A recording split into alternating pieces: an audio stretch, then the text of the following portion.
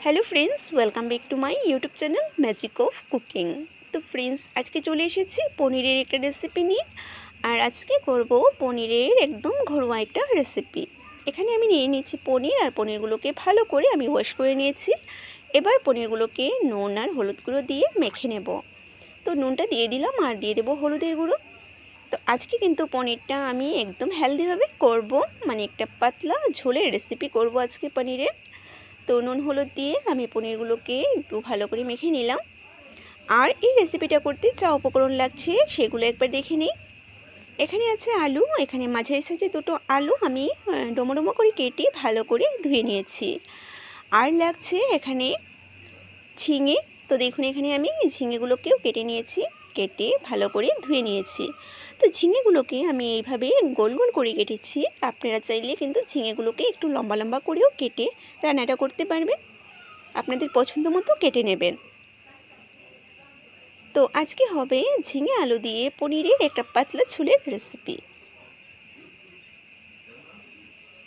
তো চলুন এবার দেখে নিই, আর এবার রান্নাটা শুরু করব। তো এইদিকে গ্যাসে একটা কড়াই বসিয়ে তেল দিয়ে দিয়েছি, আর তেলটাও গরম হয়ে গেছে। এবার কড়াইয়ের চারিপাশে তেলটাকে ভালো করে একটু লাগিয়ে নেব, কারণ সবার প্রথমে পনিরগুলোকে ভেজে নেব। তো যেহেতু পনির ভাজবো, পনিরগুলো যাতে কড়াইয়ের নিচে লেগে না যায়, সেই জন্য তেলটাকে ভালো করে গরম করে কড়াইয়ের চারিপাশে লাগিয়ে নিলাম। এবার পনিরগুলোকে ভেজে নেব। তো একসাথে আমি সবগুলো পনির ভেজে নিচ্ছি। গ্যাসের আঁচটাকে একদম লতে করে দিয়েছি, আর লতে করে এবার পনিরগুলোকে উল্টে পাল্টে ভেজে নেব। তো নাড়াচাড়া করে নিলাম। এক সাইডটা হওয়ার পর তারপর আবার নাড়াচাড়া করে উল্টে পাল্টে ভেজে নেব। তো দেখুন, পনিরগুলো ভাজা হয়ে গেছে। খুব বেশি তো ভাজবো না পনিরটাকে, এরকম হালকা ভেজে নিলাম। ব্যাস, এবার পনিরগুলোকে তেল ছড়িয়ে তুলে নিতে হবে। তেল ছড়িয়ে তুলে নিচ্ছি। তো পনিরগুলো তুলে সেই তেলের মধ্যে আলুগুলোকে ভেজে নেব। তো আলুগুলোকে দিয়ে দিলাম। এবারে দিয়ে দেবো নুন দিয়ে এবার নাড়াচাড়া করে আলুগুলোকে ভাজতে হবে।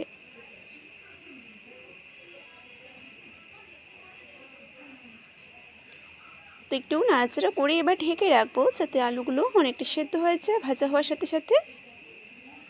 2-3 মিনিটের জন্য এটাকে ঢেকে রাখছি।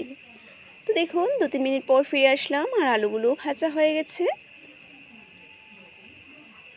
সামান্য হলুদের গুঁড়ো দিয়ে দেবো। এবার হলুদের গুঁড়ো দিয়ে এবার আবারও ভালো করে নাড়াচাড়া করে নিচ্ছি। খুব সুন্দর লাল লাল করে আলুগুলোকে ভেজে নেব। তো আলুগুলো ভাজা হয়ে গেছে, আলুগুলোকে একটা সাইড করে নিচ্ছি। একটা সাইড করে এবার ফোড়নটা দিয়ে দেব। তো এখানে ফোড়নে আমি নিয়েছি কালো জিরে। তো আমি কালো জিরে ফোড়নটা দিয়ে দিচ্ছি। আপনারা চাইলে কিন্তু গোটা জিরেও দিতে পারেন, সাদা জিরেটা। ব্যাস, ফোড়নটাকে নাড়াচাড়া করে নিলাম। এবার দিয়ে দেব কেটে রাখা ঝিঙেগুলো। তো এবার ঝিঙেটাকে আলুর সাথে নাড়াচাড়া করে ভেজে নেব। কাঁচা ভাবটা ঝিঙে থেকে যাওয়ার জন্য এটাকে প্রথমে এইভাবে নাড়াচাড়া করে নেব। নাড়াচাড়া করে ঢাকনা দিয়ে ঢেকে রাখবো, যাতে ঝিঙেটা সফট হয়ে যায়। তো দেখুন, আমি ঝিঙেটাকে নাড়াচাড়া করে নিয়েছি, আর নাড়াচাড়া করে আমি ঝিঙেটাকে হালকা একটু ভেজে নিলাম। এবার অনেকটাই সফট হয়ে গেছে ঝিঙেগুলো। এবার মশলাগুলো অ্যাড করে নেব। প্রথমে দিয়ে দিলাম হলুদের গুঁড়ো, দিয়ে দেব লঙ্কা গুঁড়ো, আর দিয়ে দেব জিরে বাটা, আর দিয়ে দেব ধনে গুঁড়ো। তো একদম ঘরোয়া পনিরের একটা পাতলা ঝোল করছি আমি, আগেই আপনাদেরকে বলছি। এবার অল্প জল দিয়ে মশলাটাকে কষিয়ে নেব। অল্প জল আমি এখানে অ্যাড করে নিয়েছি। এবার নাড়াচাড়া করতে করতে মশলাটাকে ভালো করে কষিয়ে নেব।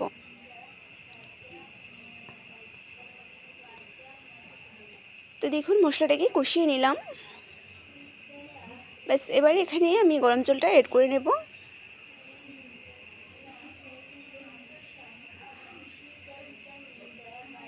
তো এখানে আমি যেহেতু পাতলা ঝোল করছি, তাই ঝোলের পরিমাণটা সেই বুঝে আমি এখানে দিয়ে দিয়েছি। খুব ভালো করে মিশিয়ে এবার একটা ঢাকনা দিয়ে ঢেকে রাখবো। ঝোলটা ভালো করে ফুটে আসা পর্যন্ত অপেক্ষা করব। তো দেখুন, ঝোলটা খুব ভালো করে ফুটে এসেছে। দেখতেই পাচ্ছেন। আর সবজিগুলো ভালো করে সেদ্ধ হয়ে গেছে।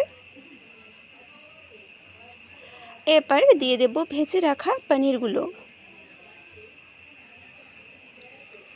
পনিরগুলো দিয়ে দিচ্ছি, আর পনিরটাকে দিয়ে আরও 3 থেকে 4 মিনিট রান্নাটা করে নিলে তৈরি হয়ে যাবে আমার আজকের এই পনিরের ঝিঙে আলু দিয়ে পাতলা ঝোলের রেসিপিটা। তো আরও 3 থেকে 4 মিনিট পর ফিরে আসছি।